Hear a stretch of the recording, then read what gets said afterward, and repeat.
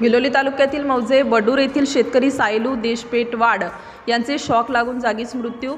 मौजे बडूर येथील अल्पभूधारक शेतकरी सायलू पापया देशपेटवाड यांनी दिनांक 18/11/2025 रोजी घरून सकाळी 7:30 वाजता गायी चारण्यासाठी शेताकडे गेले असता बाबू गंगाधर बतुलवार राहणार बामणी यांच्या शेतात रात्रीला लांडुक्कर मारण्यासाठी शेताभोवती बेडिंग तार अंथरून त्या ताराला लाईट लावून सोडले होते, पण ते लाईट काढण्यास सकाळी वेळ झाली असता सदरील शेतकरी सायलू पपया देशपेटवाड यांना त्या तारातून विद्युत पुरवठा असलेली माहीत नव्हते। त्यांनी त्या तारावरून जात असताना त्यांना शॉक लागून जागीच मृत्यू झाला।